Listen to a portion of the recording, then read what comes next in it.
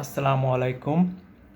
আজকে আমরা আলোচনা করব রিউম্যাটিক ফিভার বা বাতজ্বর থেকে কিভাবে ভালভুলার হার্ট ডিজিজ হয়, হার্টের ভালভগুলো ক্ষতিগ্রস্ত হয়। মেইনলি মাইট্রাল ভালভ, যেটা হার্টের বাম পাশে থাকে। হার্টের বা হৃৎপিণ্ডের চারটা চেম্বার। এটা হলো left atrium, left ventricle, right atrium, right ventricle. এই চারটা চেম্বারের মধ্যে এটাকে বাংলা বলে, অ্যাট্রিয়ামগুলোকে অলিন্দ এবং ভেন্ট্রিকলগুলোকে নিলয় বলে। লেফট হার্টের ডান সাইড আছে, বাম সাইড আছে। বাম সাইডে আমরা লেফট হার্ট বলি। লেফট হার্টের অলিন্দ এবং নিলয়ের মাঝখানে, মানে লেফট অ্যাট্রিয়াম এবং লেফট ভেন্ট্রিকলের মাঝখানে যে ভালভটা থাকে তার নাম হচ্ছে মাইট্রাল ভালভ। মাইট্রাল মানে দুই। এখানে দুটো কাসপিড দিয়ে একটা ভালভ তৈরি হয়, দুটো কাস দিয়ে। এই মাইট্রাল ভালভে বেশি ক্ষতিগ্রস্ত হয় রিউম্যাটিক ফিভার বা বাতজ্বর থেকে। কারো যদি শৈশবে বাতজ্বর হয় তাহলে এই বাতজ্বর থেকে আপনার পরবর্তীতে ক্রস লিঙ্কিং হয়ে এটা ইনফ্লামেশন হয়ে ফাইব্রোসিস, থিকেনিং হয়, শর্টেনিং হয়। এরপরে স্পেস ন্যারোয়িং হয়ে যায় ভালভের, মাইট্রাল ভালভের, হার্টের বাম পাশের লেফট হার্টের মাইট্রাল ভালভের থিকেনিং হয়ে ন্যারোয়িং হয়ে মাইট্রাল স্টেনোসিস বা মাইট্রাল ভালভটা ছোট হয়ে যায়। এটা পরে কমপ্লিকেশন হিসেবে আসে আপনার বাতজ্বর থেকে। বাতজ্বর থেকে এই ভালভুলার হার্ট ডিজিজ, হার্টের ভালভের সমস্যা হতে পারে। মেইনলি প্রথমেও আক্রমণ করে মাইট্রাল ভালভ, এছাড়াও আক্রমণ করতে পারে ও আক্রান্ত করতে পারে অ্যাওর্টিক ভালভকে। আজকে আমরা মাইট্রাল স্টেনোসিস, মাইট্রাল ভালভ নিয়ে আলোচনা করব। এছাড়া মাইট্রাল রিগার্জিটেশনও করে এই বাতজ্বর। বাতজ্বর আপনার শৈশবে মানুষের হয়ে থাকে এবং এর সুদূর প্রসারী কমপ্লিকেশন আছে। এ কারণে বাতজ্বর প্রিভেন্ট করা, বাতজ্বরের বিরুদ্ধে ট্রিটমেন্ট নেওয়া ছোটোবেলায় খুব জরুরি। সাধারণত মাইট্রাল স্টেনোসিস বা মাইট্রাল ভালভের, হার্টের হৃৎপিণ্ডের মাইট্রাল ভালভের এই যে মাইট্রাল স্টেনোসিস যত রোগীর হয় তার মধ্যে 2/3 রোগী হচ্ছে মহিলা। কী কী কারণে এই মাইট্রাল ভালভুলার হার্ট ডিজিজ হয় তার মধ্যে 1 নাম্বার মূল কারণ হচ্ছে এই বাতজ্বর বা রিউম্যাটিক ফিভার। এছাড়া কনজেনিটাল কিছু কজ আছে, ক্যালসিফিকেশন আছে, ডিজেনারেশনের কারণে হতে পারে, কিছু সিস্টেমিক ডিজিজের কারণে হতে পারে, যেমন rheumatoid arthritis, SLE, carcinoid syndrome. এসব কারণে ইনফেক্টিভ এন্ডোকার্ডাইটিস, এসব কারণে আপনার এই মাইট্রাল স্টেনোসিস বা মাইট্রাল ভালভের ন্যারো সরু হয়ে যেতে পারে এই রিউম্যাটিক ফিভার বা বাতজ্বর থেকে এবং এসব রোগ থেকে। আমাদের মাইট্রাল ভালভের সাধারণত ওপেনিংটা থাকে 4 থেকে 6 সেন্টিমিটার বা 5 সেন্টিমিটার স্কোয়ার। এইটাকে 3টে ভাগ করা হয়। যদি 1 সেন্টিমিটারের নিচে থাকে মাইট্রাল ভালভের স্পেসটা, তাহলে তাকে বলি আমরা সিভিয়ার মাইট্রাল স্টেনোসিস বা এই মাইট্রাল ভালভের ন্যারোটা সবচেয়ে মারাত্মক যদি 1 সেন্টিমিটারেরও কম হয়। যদি 1 থেকে 2.5 সেন্টিমিটার মধ্যে থাকে তাহলে বলি মডারেট, এবং 2.5 থেকে 5 সেন্টিমিটার মধ্যে থাকলে তাকে বলি মাইল্ড এবং মডারেটে লক্ষণ, সাইন সিমটম কম থাকে বা অ্যাসিমটোমেটিক থাকে, লক্ষণ প্রকাশ পায় না। কিন্তু যখন সিভিয়ার হয় তখন এর লক্ষণগুলো প্রকাশ পায়। কী কী লক্ষণ নিয়ে আপনার মাইট্রাল স্টেনোসিস বা মাইট্রাল ভালভের, হৃৎপিণ্ডের মাইট্রাল ভালভের সমস্যা নিয়ে আমাদের কাছে আসে?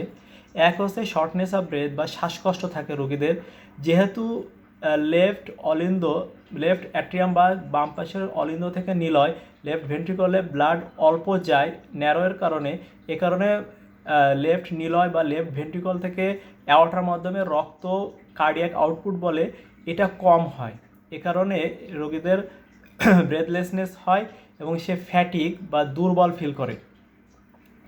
এছাড়া যেহেতু তার লেফট অ্যাট্রিয়াম, লেফট অলিন্দতে তার রক্ত স্ট্যাসিস বা জমা হইতে থাকে, এ কারণে এর পাশে এখান থেকে আবার পালমোনারি আর্টারি থাকে, এ কারণে পালমোনারি ভেনাস কনজেশন হয়, মানে পালমোনারি ভেনাস সিস্টেমে রক্ত জমে থাকে, এটা লাংসে পরবর্তীতে চলে যায়। সেখান থেকে আবার রাইট অ্যাট্রিয়াম, ডান অলিন্দ, ডান নিলয়, রাইট অ্যাট্রিয়াম, রাইট ভেন্ট্রিকলের রক্ত আসে। সে কারণে এর লেফট অ্যাট্রিয়াম বা লেফট অলিন্দটা বড় হয়ে যায়, ডাইলেটেড হয়ে যায়। রাইট ভেন্ট্রিকলটা হাইপারট্রফি হয়, রাইট ভেন্ট্রিকলটা বড় হয়ে যায়, এসব জায়গায় পালমোনারি কনজেশন থাকে, পালমোনারি ভেনাস কনজেশন থাকে, লেফট অ্যাট্রিয়াম রাইট ভেন্ট্রিকলে ভেনাস কনজেশন থাকে, এখান থেকে পরবর্তীতে পালমোনারি হাইপার টেনশন হইতে পারে, এবং এই মাইট্রাল ভালভের সমস্যায় বা মাইট্রাল স্টেনোসিসের লেফট ভেন্ট্রিকলের কোনো সমস্যা থাকে না, যেহেতু সেখানে ব্লাড অল্প যায়। এই ভেনাস কনজেশন থেকে পালমোনারি হাইপার টেনশন হয়ে রোগীর বুকে ব্যথা, চেস্ট পেইন হতে পারে, তবে এটা কম হয়ে থাকে। এছাড়া রাইট হার্ট ফেলিওর হতে পারে, এবং রাইট হার্ট ফেলিওরের কারণে আমরা ইডিমা পাইতে পারি, অ্যাসাইটিস পেতে পারি, তার হেপাটোমেগালি পেতে পারি, লিভারে ব্যথা হইতে পারে, লিভারের এপিগ্যাস্ট্রিক পালসেশন পাওয়া যাইতে পারে। রাইট ভেন্ট্রিকুলার হাইপারট্রফির কারণে আমরা প্যারাস্টার্নাল হিপ পাই, পালপেবল P2 পাই, তারপরে হচ্ছে থ্রিল পাই এপিক্যাল রিজনে, এখানে মিড ডায়াস্টলিক মারমার পাই, জেভিপি রেজড হয় ঘাড়ে আমরা দেখি, এই জেভিপিতে আমরা এওএফ পাই মাইট্রাল স্টেনোসিসে, এবং যেহেতু পরবর্তীকালে কমপ্লিকেশন হিসেবে ট্রাইকাসপিড রিগার্জিটেশন হয়, সে কারণে আমরা ভিওএফও পেতে পারি জেভিপিতে। রোগীদের সাইনের মধ্যে আমরা রোগীর মুখে যদি তাকাই তাহলে আমরা মাইট্রাল ফেসিস দেখতে পারি। মাইট্রাল ফেসিস হচ্ছে পিঙ্কিশ পার্পল কালার মুখের, এখানে হচ্ছে আপনার পোস্টমেনোপজাল ক্লোজমার মতো দেখা যায়, অনেকটা ওরকম। এটার আপনার ভেনাস কনজেশন, ভ্যাসোকনস্ট্রিকশন, ভেনাস কনজেশনের কারণে এরকম মনে হয় মাইট্রাল ফেসিস পিঙ্কিশ পার্পল কালার দেখা যায়। এগুলো হচ্ছে আপনার সাইন সিমটম, যেগুলো দেখে আমরা বুঝতে পারি যে এটা mitral stenosis, mitral valvular heart disease, যেটা রিউমাটিক ফিভার থেকে মূলত হয়ে থাকে। এরপরে এটা হচ্ছে একটা অটো ইমিউন ডিজিজ, এটা লাইফ লং চলতে থাকে, এবং এই রিউমাটিক ফিভার বা বাতজ্বর 20 থেকে 40 বছর পর্যন্ত ল্যাটেন্সি বা সুপ্ত অবস্থায় থাকতে পারে। এটা একটা স্লো ক্রনিক প্রসেস হতে থাকে, এবং লেটার বয়স বাড়ার সাথে সাথে এটার সিভিয়ারিটি এটা বাড়তে থাকে। এরপর আমরা যদি কিছু পরীক্ষা নিরীক্ষার কথা বলি, ক্লিনিক্যালি আমরা এটাকে একটা মারমার পাই, মিড ডায়াস্টলিক মারমার মাইট্রাল স্টেনোসিসে পাই, ট্রাইকাসপিড স্টেনোসিসে পাই, লেফট অ্যাট্রিয়াম থ্রোম্বাস থাকলে পাই। মাইট্রাল স্টেনোসিসে দেখতে ব্লাড স্ট্যাসিস হয়, এখানে থ্রোম্বো এম্বোলিজমের পরিমাণ বেড়ে যায়। এর কমপ্লিকেশন হিসেবে আমরা পেতে পারি রাইট হার্ট ফেলোর, অ্যাট্রিয়াল ফিব্রিলেশন, তারপরে হচ্ছে আপনার এই ভেজিটেশনটা যদি ব্রেনে চলে যায় তাহলে স্ট্রোক হইতে পারে, এম্বোলিজমটা, থ্রোম্বো এম্বোলিজমটা। এবারে যদি লিম্বে চলে যায় তাহলে পায়ে চলে গেলে আপনার অ্যাকিউট লিম্ব ইস্কেমিয়া বলে, ট্রানজিয়েন্ট ইস্কেমিক অ্যাটাক, এগুলো নিয়ে কমপ্লিকেশন নিয়ে আমাদের কাছে প্রেজেন্ট করতে পারে এর কমপ্লিকেশন হিসেবে। আমরা এখানে কি কি পরীক্ষা করি, কিছু রক্তের পরীক্ষা করি, যেমন সিবিসি করি, কারণ কি সিবিসিতে যদি আপনার অ্যানিমিয়া থাকে, হিমোগ্লোবিন কম থাকে, তাহলে তার হার্ট ফেলিওর এক্সাজারেট করতে পারে, যেহেতু মাইট্রাল স্টেনোসিস থেকে হার্ট ফেলিওর হতে পারে। সো যদি হার্ট ফেলিওর থাকে তাহলে এটা এক্সাজারেট করে, এ কারণে হচ্ছে আমরা হার্ট ফেলিওর ট্রিটমেন্ট করতে হয়। এরপরে হচ্ছে সিবিসি করে আমরা হিমোগ্লোবিনটা দেখি, সিআরপি করি, যদি অপারেশন করা লাগে, সিআরপি বেশি থাকলে আমরা তখনই অপারেশন করি না, কারণ কি এটা আবার রিকারেন্স হয়। এই যে আপনার রিউমাটিক ফিভার বা বাতজ্বর বারবার হয়ে বারবার ইনফ্লামেশন হয়ে মাইট্রাল ভালভে বারবার স্ক্যারিং, ফাইব্রোসিস, ইনফ্লামেটরি প্রসেসগুলো হয়, এই ধরনের শর্টেনিং, থিকেনিং, ফাইব্রোসিস হয়ে ন্যারো হয়। এই কারণে আমরা সিআরপিটা দেখে নিই। এছাড়া বয়স বেশি হলে আরবিএসটা দেখি, এবং সাথে হচ্ছে সিরাম ক্রিয়েটিনিনটা করি। এরপরে ডায়াগনোসিস করার জন্য আমরা করি ইসিজি। ইসিজিতে আমরা পি মাইট্রালি পাই, যেহেতু লেফট অ্যাট্রিয়ামটা এনলার্জ থাকে, এই কারণে পি মাইট্রালি আমরা পেতে পারি ইসিজিতে, এবং রাইট ভেন্ট্রিকুলার হাইপারট্রফি থাকে, এই কারণে রাইট ভেন্ট্রিকুলার হাইপারট্রফির কারণে টল আরওএফ পাওয়া যায় V1 এবং V2 লিডে ইসিজির। এরপরে আমরা চেস্ট এক্সরে করি। চেস্ট এক্সরেতে পালমোনারি পালমোনারি ভেনাসে যেহেতু কনজেশন হয়, পালমোনারি আর্টারিগুলো প্রমিনেন্ট পাওয়া যায়, কার্লি বি লাইন পাওয়া যায় চেস্ট এক্সরেতে, এবং আমাদের ভাস্কুলার মার্কিং দেখি চেস্ট এক্সরেতে, এগুলো সাধারণত নিচের দিকে 3/4 থাকে, কিন্তু in case of mitral stenosis এটা উপরের দিকে ভাস্কুলার মার্কিং বেশি পাওয়া যায় in case chest x-ray of mitral stenosis বা মাইট্রাল ভালভুলার এই হার্ট ডিজিজে। এরপরে আমরা করতে পারি ইকোকার্ডিওগ্রাফি। ইকোকার্ডিওগ্রাফি হচ্ছে investigation of choice, Doppler echocardiography is the investigation of choice for এই ভালভুলার হার্ট ডিজিজ, মাইট্রাল স্টেনোসিসের ভালভুলার হার্ট ডিজিজের জন্য। এক্সরে, ইসিজি, ইকোকার্ডিওগ্রাফি করতে পারি এগুলোতে আমরা, এবং আমরা ক্লিনিক্যালি ডায়াগনোসিসটা কনফার্ম হই। এরপরে আমরা কী ধরনের ম্যানেজমেন্ট ট্রিটমেন্ট করি, এই ধরনের রোগী কখনোই ভারী কোনো কাজ করতে পারবে না, ভারী কোনো এক্সারসাইজ সে করবে না, মাইট্রাল স্টেনোসিসের রোগীগুলা, যাদের এই মাইট্রাল ভালভের সমস্যা থাকবে। তার হার্ট ফেলিওর থাকতে পারে, তাকে আমরা এই ধরনের ডায়োরেটিক্স দেই। অ্যাট্রিয়াল ফিব্রিলেশন থাকতে পারে, অ্যাট্রিয়াল ফিব্রিলেশনের জন্য আমরা রেট কন্ট্রোল করি মূলত, সেখানে আমরা ডিগক্সিন দিতে পারি বা beta blocker, rate limiting calcium channel blocker এগুলো দিতে পারি।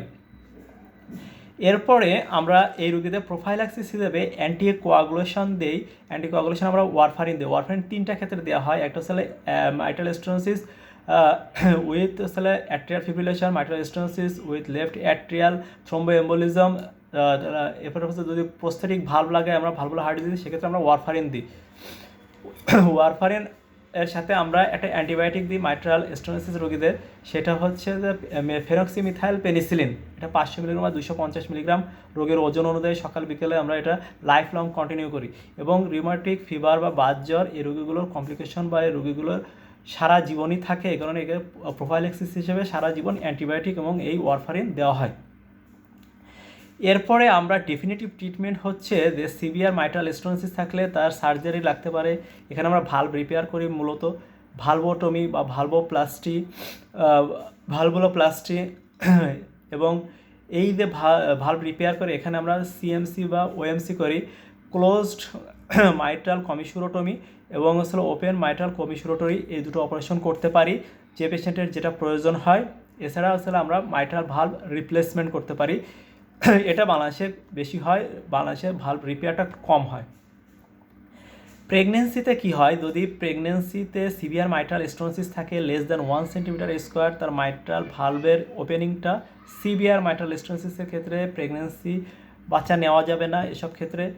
যদি মাইল্ড এবং মডারেট থাকে 2.5 থেকে 5-এর মধ্যে বা 1 থেকে 2.5-এর মধ্যে, সেক্ষেত্রে প্ল্যান্ড প্রেগনেন্সি করা যাবে। প্ল্যান্ড ওয়েতে প্রেগনেন্সি নেওয়া যাবে, বাচ্চা নেওয়া যাবে, সেক্ষেত্রে ফলো আপে থাকতে হবে। যদি আমরা সিভিয়ার মাইট্রাল স্টেনোসিস পাই লেস দ্যান 1 সেন্টিমিটার স্কোয়ার আপনার মাইট্রাল ভালভটা, তাহলে আমরা যদি 12 উইক্সের মধ্যে বাচ্চা নিয়ে আসে তাহলে আমরা এটা প্রেগনেন্সি টার্মিনেশন করতে পারি। যদি 12 উইক্সের পরে চলে যায় সেক্ষেত্রে আমরা টার্মিনেশন করি না। সেকেন্ড এবং থার্ড ট্রাইমেস্টারে টার্মিনেশন করা আর না করার মধ্যে কমপ্লিকেশন হিসেবে অনেক বেশি ক্ষতিকর হতে পারে। এই কারণে এই সময় আমরা মেডিকেল ট্রিটমেন্ট বা সার্জিক্যাল ট্রিটমেন্ট দিয়ে প্রেগনেন্সি কন্টিনিউ করি। 12 সপ্তাহ প্রেগনেন্সির 12 সপ্তাহ পর্যন্ত ওয়ারফারিন দেওয়া যায় না, এই সময়টা আমরা লো মলিকুলার ওয়েট হেপারিন দিই। এবারে 12 সপ্তাহ হয়ে গেলে সেকেন্ড ট্রাইমেস্টার পড়লে তখন আমরা আবার ওয়ারফারিনে কনভার্ট করে 36 সপ্তাহ পর্যন্ত ওয়ারফারিন দিতে পারি। 36 সপ্তাহ থেকে প্রেগনেন্সি পর্যন্ত আমরা আবার লো মলিকুলার ওয়েট হেপারিন বা আনফ্র্যাকশনেটেড হেপারিন দিই এবং বাচ্চা ডেলিভারি হওয়ার 6 ঘন্টার আগে এটা বন্ধ করতে হয় এবং বাচ্চা হয়ে যাওয়ার 12 ঘন্টা পরে সাধারণত আবার ওয়ারফারিন দিতে হয় লাইফ লং।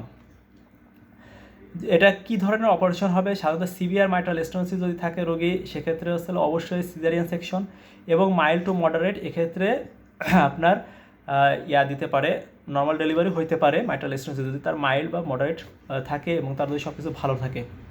এখানে কী ধরনের অ্যানেস্থেশিয়া দেওয়া হয়, এটা হচ্ছে কম্বাইন্ড স্পাইনাল এবং এপিডুরাল অ্যানালজেসিয়া দিয়ে স্পাইনাল দেওয়া হয়, কারণ কি জেনারেল অ্যানেস্থেশিয়া দিলে তার বিপি আরও অনেক ফল করবে, মাইট্রাল স্টেনোসিসের বিপি এমনি অনেক কম থাকে। এবং এ রোগের ক্ষেত্রে একটা উপদেশ হচ্ছে যে সে কখনোই ভারী কাজ করবে না এবং হচ্ছে আপনার সে কখনোই ভারী এক্সারসাইজ করবে না। প্রেগনেন্সির ক্ষেত্রে মাইল্ড টু মডারেট হলে প্রেগনেন্সি নিতে পারবে, কিন্তু সিভিয়ার হলে প্রেগনেন্সি বা বাচ্চা নিতে পারবে না।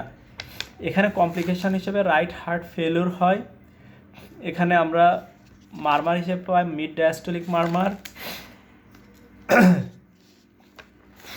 এবং আমাদের যদি সেকেন্ড ট্রাইমেস্টার বা থার্ড ট্রাইমেস্টার আসে সেক্ষেত্রে আমরা পিটিএমসি করতে পারি। এটা আমরা শিল্ড মানে একটা শিল্ড প্রেগনেন্সির সামনে দিয়ে এবার পিটিএমসি করে এই ভালভের অপারেশনও করা যেতে পারে, তবে এটা অনেক উন্নত দেশে বেশি হয়, আমাদের দেশে এটা এত বেশি কমন না। মাইট্রাল স্টেনোসিস বাতজ্বর থেকে রিউম্যাটিক ফিভার থেকে এটা হয়ে থাকে, এটার জন্য অবশ্যই সুচিকিৎসা প্রয়োজন এবং এটার জন্য সবসময় তাকে ফলো আপে থাকা উচিত, এবং তাহলে এই মাইট্রাল স্টেনোসিসের কমপ্লিকেশন থেকে রোগীকে ভালো রাখা সম্ভব হবে ইনশাআল্লাহ। আজকে এ পর্যন্তই, আল্লাহ হাফেজ।